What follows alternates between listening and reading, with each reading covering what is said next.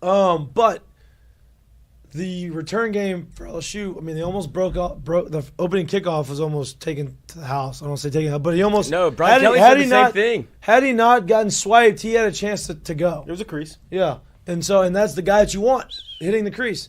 What do we feel about Josh Williams returning it back there? No, I think he's back there as the off returner. Yeah. But the problem is they're going to kick it to him because they don't want to kick it to Thomas. We'll switch it up. Yeah, that's no big deal. I've seen that happen a lot. I've been a part of that. What's going to happen throughout the week, they're going to scheme it up as best they can to figure out, like, hey, what are you doing most likely? Then I would imagine at some point they're going to see who's back there, who do we not want to kick to. You have the all-SEC guy back there and or the off guy. They might try to kick it there, and then you'll just switch it. That's no big deal. It's just a little bit of a – it's an extra blocker or somebody who's willing to get back there and block and actually do something. I'm okay with it. Okay. Yeah, because that's what – remember whenever they put Leonard Fournette back one time, he ran back to the house? Yeah, against Notre Dame in the bowl game. Yeah, he also started off as a kick returner in his first game. And then all of a sudden he took it to the house. I'm like, damn. Leonard Fournette going up on a Tuesday. I saw Leonard Fournette in Vegas in a suit, in the open collar suit, bottom of the casino. The only reason I knew it was him was because he got the bald-ass head with the big-ass beard. And he's a big human being. I was like, damn, that's Leonard Fournette just hanging out by himself. He'll get signed somewhere at some point this year. He didn't get signed last year, though, did he? No, not last year. But he's been working out. Him and Jarvis. Neither one of them got signed last year.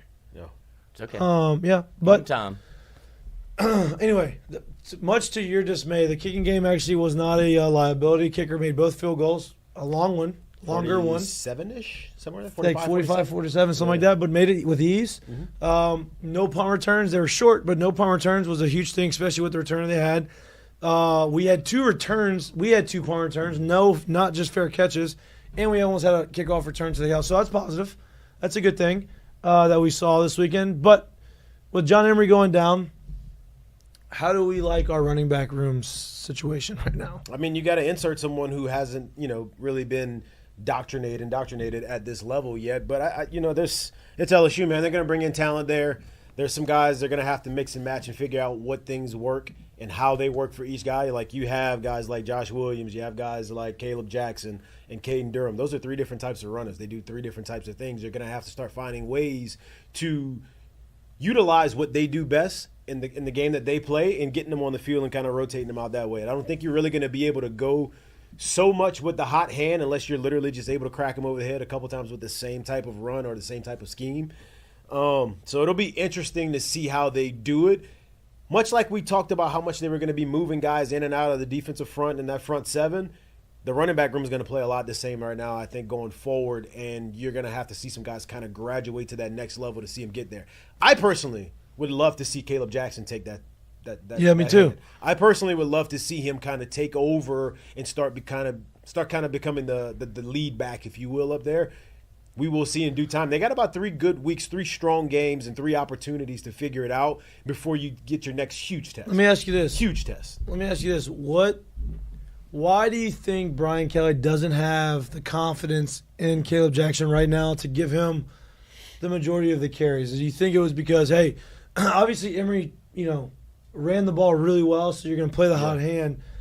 I think Kaleb Jackson only had, 4 carries? Yeah, the majority of the time when you get backs that get to this level and they're not on the field a lot, like, let's be honest, Kaleb Jackson doesn't get here because he forgot how to run the football. Right. It's not because of what he is or isn't doing usually with the football. It's the checks, the passing game, pass pro. Is he running the right routes? Is he blocking in the right spots? Is he good at understanding the checks and where is he supposed to be in those situations?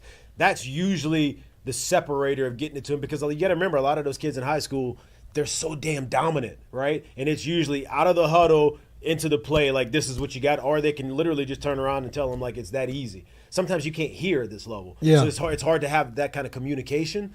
I would imagine that's probably got a lot to do it, but that's where he needs to graduate. That's where he needs to go to the next level. And if he can do that, I think you'll start seeing what he can do as a runner, if that makes any sense. I'm just looking at the group text that Lloyd made a mess up with about the guy who tore his ACL. Princeton. Oh, was I wrong? Yes, you're wrong. My phone's dead. That's a good out. That's a good out there. Who tore their ACL? Was it not Princeton Malboro? Malboro. Oh, I said Mbanga.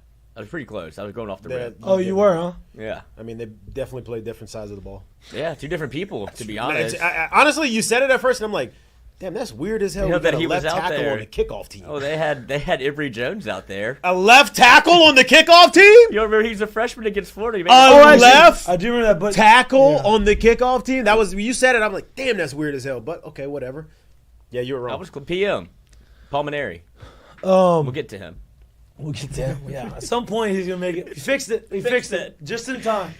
But back to the running back, I agree with you. I think that's why I brought the question up, because it's not just the skill of getting the ball and running the football and gaining yards with the football. It's everything that goes with it. I think that what I like the most is you saw Nuss kind of check down, and throw it to his running backs, I think 3 times throughout the game. Caleb Jackson was one of them, had a 9-yard reception, got a first down. John Emery, first down.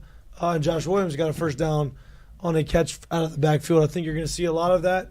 Brian Kelly in his press conference today talked about how mentioned kind of what we talked about yesterday. They've got to figure out a way to keep the end at bay when you're doing your RPOs, right? If it's a run-pass option and your quarterback is not a threat to run and you hand it off, the defensive end is going to crash every single time, and that running back is going to get taken out of the game. It's going to put you in a position where you lose some of that creativity and use some of that element of surprise. He did mention that Nussmeier is athletic enough to pull the ball and run, obviously not Jaden Daniels style, but gain yards and become a weapon in that sense. But there's an issue with that. You have an issue with some of that. Why do you think that maybe he's hesitant on letting him pull it and run it? Well, for everybody who doesn't know, when you have a run-pass option, you have a read man. There is someone you are reading. That read man is unblocked all the time. So if it's usually the end or that first person outside of the end, however it goes, if you don't have the threat of keeping him at bay, which is the opportunity to run or somebody or a throw right behind it, he is going to crash down every time and just blow up the play in the backfield. That's literally what it is. Which we saw last week. That's just old school football. That's all it really is. That's what happens. Now, when you have somebody like Nussmeier who doesn't present like the real threat or run for you right now, for LSU, I'm not sure they're sold on wanting to do it as much. Obviously, they're not sold on wanting to do it as much, but it's not necessarily so much because he can't run the ball like Jaden Daniels did last year. It's because of, you got to think, well, what do we have behind him? Well, we have a first-year guy in the system who's a transfer from Vanderbilt, and then we have young freshmen and young kids behind him that have not stepped on the field at this level. So it's really tough to sit here and say if we get this ball in his hand and he's running a lot more, you expose him to a lot more opportunity for injury. And if that were to happen, well, what do you have playing behind him as a quarterback position? I think that's kind of being the conundrum that they're in right now with that situation, but you're going to have to present some more of a threat in that situation if you want that kind of run to be effective. That's what they need to figure out. Yep. And Brian Kelly mentioned that. That's part of the conversation. He said that they're going to allow him to run. Part of the danger of him running is him getting hurt, right? There was a threat of that from Jaden. Obviously, Jaden is a little bit more elusive and was more athletic as far as getting out of the pocket and running and making people miss. And now he got hit a lot. Well, you got to remember, Jaden's made a lifetime of running, dude. Right. Like, that's always been a part of his game. And Nuss so, being somewhat mobile, he is a pocket passer, and that's what he's done. That's where he's made his game. Right. Guys that have a history of running, like a long history of running, they're a little more used to getting hit. They're a little more used to protecting themselves. They're a little more used to finding ways to not get hit. So, like, that situation is different. It's just a different situation. Yeah, if you saw, if Garrett Nussmeier gets into the open field like Jaden Daniels says, you'll see a whole lot of looking around. Like, a lot more sliding. Yeah, let me make sure I'm in the clear. Yeah, a lot more sliding. And Jaden Daniels is going, I'm going 80. Right, and look. But I still think he has the ability to do it. And doubt. it's, like Jared said, it's a great point because you wanted to see it. And if they didn't want to do it in the first game of the year, it means that they definitely were trying to avoid it. But now that it became such a focal point now of what, obviously you lose John Emery, you have to have some sort of facet of a running game. If it's going to be Garrett Nussmeier showing something else so it makes it easier on the backs, now that's on the table. They wanted to not have to do this. Well, you got to think, too. Like, the other little side part of it is I think you can only learn so much by practicing against your own team in camp. Right? Mm-hmm. So, like, you can push each other around as much, but it's nothing the same as when you get an actual real game and there's real bad intentions on the other side, if you will. Right? So I think they went into the season seeing with the mindset of we feel good about our running game, which you should because you still ran for over 100 in the game. We feel good about our running game. Let's see where we're at without having to use this from the start because we don't think that this needs to be a vital part of our game. I think that they saw in that game that, hey, we popped a couple and maybe we'll continue to pop a couple out through the year, but what we don't want is it to be so predictable in situations to where we get put in bad down and distances because we're so predictable with it. Right. So I think that's going to be the change on it. No doubt. And I think a part of it last year was you had Nuss as the backup, which you were confident. And if something were to happen, confident throwing him. This year, you have a true backup where, like, hey, you don't know what you're getting. you don't know what you're going to get. The starter is the guy, and he's obviously the starter, and he's head and shoulders above the next guys, not necessarily just talent-wise. Like, I think Colin Hurley and those guys are super talented. They don't have the experiences. You don't want a true freshman, or you don't want a guy coming in from Vandy that came in as a starter from Vandy and now comes here as a backup. You don't want him taking many reps. I'm not saying that in a mean way. No. But I mean, it's real. Like, it's one thing if you came in as a transfer and you came in to be the starter and you were getting all the ones reps. You have that rapport. You've built some of that. He doesn't have that. The number one was going to be the number one. He came in as a backup. So he doesn't have all those ton of reps to where if something happens on the fly in a game, all of a sudden we got to throw him out there, and he doesn't have that much experience with this group of guys. So it makes it a little tougher to say, let's just run our quarterback wild and we don't give a damn because we got somebody back here. It makes it a little tougher. Yeah, I think if you can't – I mean, we talked about injuries obviously earlier in the year where you – with the Jacoby and Guillory scare where it was, man, you're thin on defensive line if you lose him. There's not another position on the planet for LSU where if you lose your quarterback, if you lose Nussmeier, especially after what you saw in game one of him as the starter, 30 of 39, 302 yards, 2 touchdowns, if you lose that, you can flush this thing. Ain't no year 3 Brian Kelly. Like, he'd probably be so relieved if it happened. What? Didn't have to worry about any of these expectations anymore. No. It's like, I got a perfect excuse. You think that's how it works here? That would never be. And he would get cooked in the national media, too. Lost the quarterback. That would be such a wild thought. It's like, thank God. Just pull the fire alarm at school. Like, I don't have to take the test. Yeah, no. It's gonna be interesting. Like, it's gonna be fun. You're not gonna see a ton of design runs or explosive runs, honestly. Right, and you're not going to be able to see a lot. You're not going to be able to look at this week coming up and say, oh, they figured it out, right? It's just, hey, you're playing nickels. You better put it on them and do what you need to do. We talked about this for the last 2 years on the show. After you use game one, the best thing you can do in game two against this team, it was like Southern, and it was Nichols this year, and whoever it was the year before, you got to go out there and you can take care of it, make sure the game's over at halftime. You're not going to be able to evaluate a ton, but you will be. You'll be able to evaluate if they. I think you will that. Be. To me, there's a couple marks of like good teams to me that means a lot, especially in football, because you only get to do this shit one time a week, right?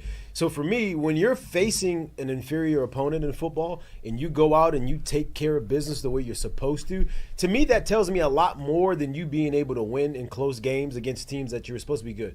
In the sense of, and I mean this in the sense of, well, I hope to hell you can play up against another ranked team in front of 100,000 that's supposed to be just as good as you.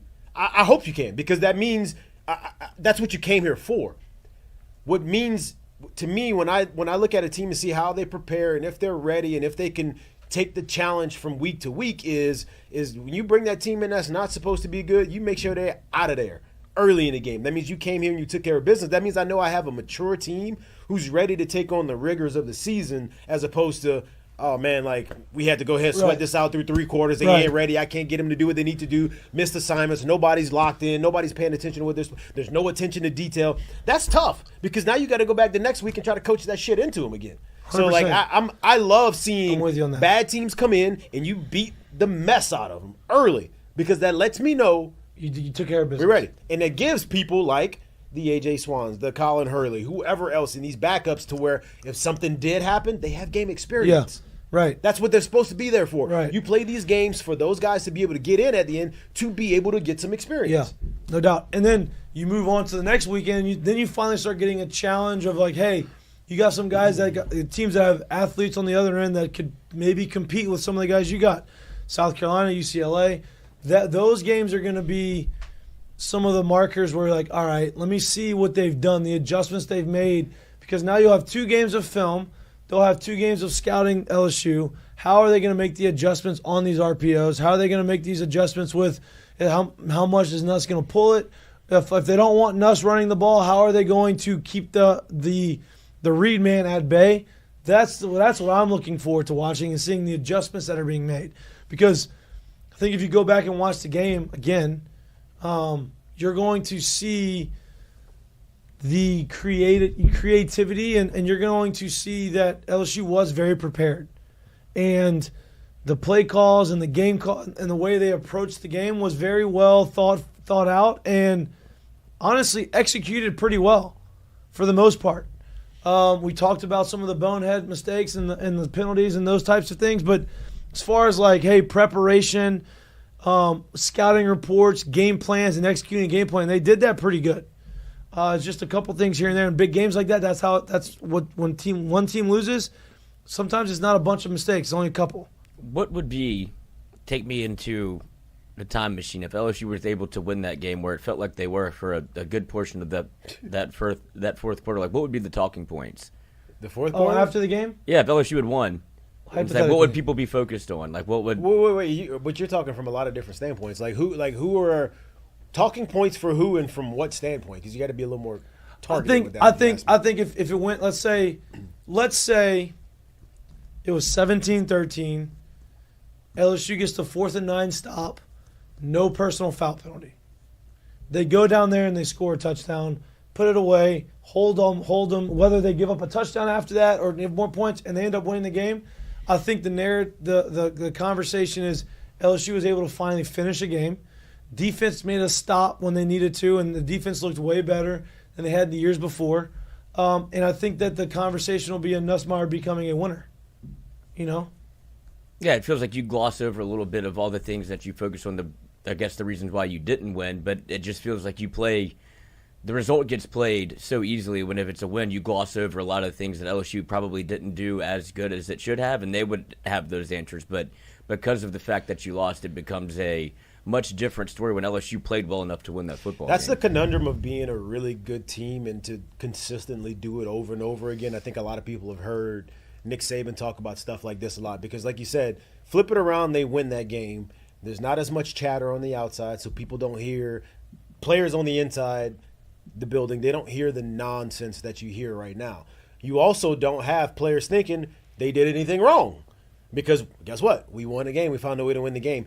Losses like this bring out usually the best and or the absolute worst in a team because it kind of lets you know who they are as people and where their character really is. And I would suspect that they're going to go out there and clean some stuff up just by watching what Kelly has done with this team or with these teams over the last 2 years, what he's done to be able to rectify things and get them back on track. I would suspect you'll start seeing a lot better team. But, yeah, man, like it's hard because when you win, it's hard to get guys to lock back in on a Monday because they feel here. Mm-hmm. You know, and they want to eat the cheese. They want to listen to everything. Everyone wants to pat you on your back. You don't want to pay attention to anything. I'm good enough. We'll figure it out. No, you're not. You're actually not. You didn't get it done. So I think losses like this kind of bring you back down to earth a little bit, and I suspect that they'll be a lot better, and it'll be better for them going forward. It just gives them really razor-thin margins the rest of the year. What do you think the talking points will be? Like, what do you think?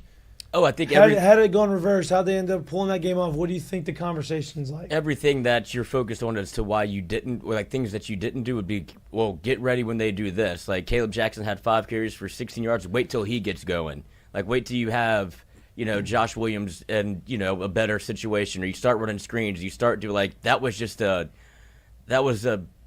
little bit of what LSU can do offensively, and then you start that obviously the defense deserves all the praise in the world, but then that's when you start being like, oh, the defense is 10 times better than it was last year. Here's the thing too, like, and if you clean some things up, like this is a really special team. I still think that. No, I agree. As far as for play calling and as far as for all of that stuff, I don't think you can look at it like that, and I simply don't think you can look at it like that because I can sit here and say, well, shit, you think USC emptied the clip and gave you the full playbook? No, they didn't. My point is both teams are in that situation to start the game, but like he alluded in that post-game press conference, the ability to finish, and I think now that's going to be more of a conversation from start to finish, is going to be something that's really under the magnifying glass for them, something they put together. And who does that fall on?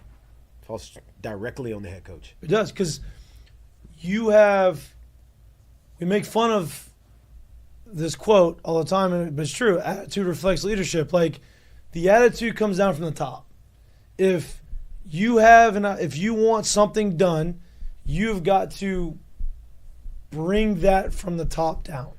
The expectation. That expectation, the urgency, the discipline, the responsibility, the accountability, all of that, everything that Brian Kelly preaches, which I know he believes in, I know he's preaching it, but that comes from the top down.